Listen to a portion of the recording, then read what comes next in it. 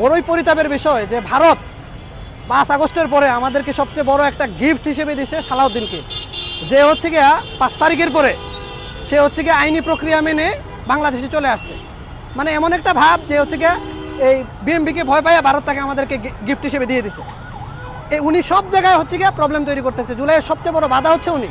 এটা আসলে খুবই দুঃখের বিষয় যে জুলাইয়ের ব্যাপারেও সব দলগুলো হচ্ছে একমত হতে পারতেছে না।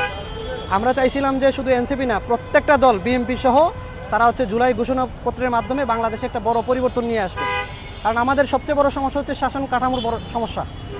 অথচ দেখা যাচ্ছে যে আমরা সংস্কার কমিশন সহ সবাই যে আলোচনায় যাচ্ছে একটা জায়গায় গিয়ে আটকে যাচ্ছে সালাউদ্দিন সাহেবের কাছে। আমাদের তো একটা সিস্টেম ছিল, এখন যদি পিআর পদ্ধতির আমরা পজিটিভ নেগেটিভ ইতিবাচক নেতিবাচক সবগুলো জিনিসই আমরা জানি, কিন্তু আমার কথা হচ্ছে গিয়ে এখানে তো লজিক আছে। কারণ যদি উচ্চকক্ষে পিআর পদ্ধতি হয়, সব কক্ষে তো দরকার নাই, নিম্নকক্ষে যেরকম বিদ্যমান সিস্টেম আছে এই সিস্টেমেই হোক, এখানে কোনো জটিলতা নাই। জটিলতাটা ওনারাই শুধু দেখতেছেন। ওনারা আবার চাচ্ছেন আমরা নিম্নকক্ষে যেরকম সংখ্যাগরিষ্ঠ হবো, উচ্চকক্ষে এরকম হলে আমরা সহজেই আমরা ফেসিবাদী কাঠামোতে আমরা আরও 30-40 বছর শাসন করে আবার একটা ফেসিবাদ। উনি বলতেছেন যে আরও 30 বছর পরে নতুনরা আবার পরিবর্তন ঘটাবে। উনি চাচ্ছেন ওনাদেরকে আবার হাসিনার মতো উৎখাত করা হোক। উনি এটাই বলতেছেন যে নতুন প্রজন্ম এসে আমাদেরকে আবার লাত্তি দিয়ে সরাক। পরোক্ষভাবে উনি এটার প্রতি ইঙ্গিত করতেছেন। উনি কেন মানে যুক্তির বাইরে গিয়া কিন্তু উনি বারবার কেন কথা বলতেছেন? জাভেদ রাসিন ভাই এনসিপির সুন্দর কথা বলছেন, ব্যারিস্টার ফুয়াদ ভাই অনেক সুন্দর কথা বলছেন, লজিক দিয়ে বুঝাইছেন যে আমাদের আসলে কেন দরকার আমূল পরিবর্তন। আমাদের সাংবিধানিক মৌলিক কাঠামো মৌলিক সংস্কারের জায়গাতেই ওনাদের সবচেয়ে বড় সমস্যা। অথচ 5 আগস্ট পরবর্তী সময়ে সবচেয়ে বড় দরকার হচ্ছে মৌলিক পরিবর্তন। মৌলিক পরিবর্তন হইলে বাংলাদেশের শাসন কাঠামোতে যে ফাংশনাল প্রবলেম আছে এটা দূর করা সম্ভব। আর সালাউদ্দিন হচ্ছে এখানে সবচেয়ে বড় বাধা। এখানে বোঝাই যায় ওনার কর্মকাণ্ড, আমরা ওনাকে পজিটিভলি নিয়েছিলাম, উনি ছাত্র আন্দোলনের পক্ষে অনেক পজিটিভ কথা বলছেন, কিন্তু সমস্যা হচ্ছে উনি যখন মৌলিক সংস্কারের প্রশ্ন আসে উনি একবারে না বলেন, সংবিধানে হাতই দেওয়া যাবে না। ইন্ডিয়া মূলত এটাই চায় এবং এই জিনিসটাকে উনি বারবার প্রমোট করতেছেন। উনি হচ্ছে গিয়ে মূল জায়গাটাতেই বাধা হয়ে দাঁড়াচ্ছেন।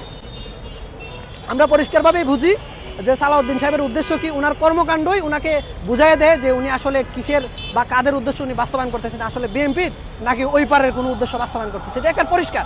কারণ আমাদের এখন দরকার ফাংশনাল ডেমোক্রেটিক সিস্টেমে যে প্রবলেম আছে এটা দূর করা, এবং এটা একমাত্র মৌলিক সংস্কারের মাধ্যমেই সম্ভব।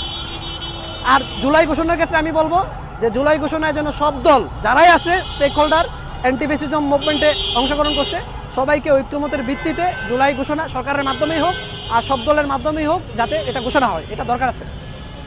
আমাদের যদি বড় পরিবর্তন বাংলাদেশে নিয়ে আসতে হয় আমাদেরকে অবশ্যই আমাদের শাসন কাঠামোর যে প্রবলেম সেটা দূর করতে হবে, এবং সেটাকে দূর করতে গিয়ে বিএনপিকেই সবচেয়ে বড় ভূমিকা পালন করার কথা ছিল। এটা যদি না করে বাংলাদেশ আনস্টেবল অবশ্যই হবে। কারণ বাংলাদেশকে স্থিতিশীল রাখতে হইলে নিম্নকক্ষের নির্বাচন যে বিদ্যমান পদ্ধতিতে হইলেও কোনো সমস্যা নাই, কিন্তু উচ্চকক্ষে সব দলের প্রতিনিধিত্ব থাকলে দেশের রাজনৈতিক স্থিতিশীলতা বাড়বে, বৃদ্ধি পাবে। আমরা অবশ্যই আমরা চাই আমাদের ভোট যাতে অপচয় না হয়। বাংলাদেশের মানুষ আসলেই তাদের ভোটের এমন একটা অবস্থা চায় যাতে তার ভোটটা কাজে লাগে। কারণ পিআর সিস্টেমে ভোট হচ্ছে অপচয় হওয়ার কোনো সুযোগ নাই। হ্যাঁ, নিম্নকক্ষে যেভাবে হয় এভাবেই হোক, কিন্তু উচ্চকক্ষে সব দল যদি থাকে কখনোই বাংলাদেশে ফ্যাসিস্ট সরকার তৈরি হবে না। আমরা চাই বিএনপির যারা আছে এরা হচ্ছে অগ্রণী ভূমিকা পালন করুক, বাংলাদেশে সুন্দর একটা শাসন কাঠামো উপহার দিক। যদি এটা না হয় এটার ভুক্তভোগী হচ্ছে বিএনপি, এনসিপি, জামাত সহ প্রত্যেকে এটা ভোগ করবে। আমি হচ্ছে এনসিপির ঢাকা মহানগরের একজন কর্মী হিসেবে কাজ করছি, আর এমনিতে আমি ঢাকা বিশ্ববিদ্যালয়ের সাবেক শিক্ষার্থী। নামটা বলুন। আমার নাম হচ্ছে মনিরুদ্দিন আরিফ।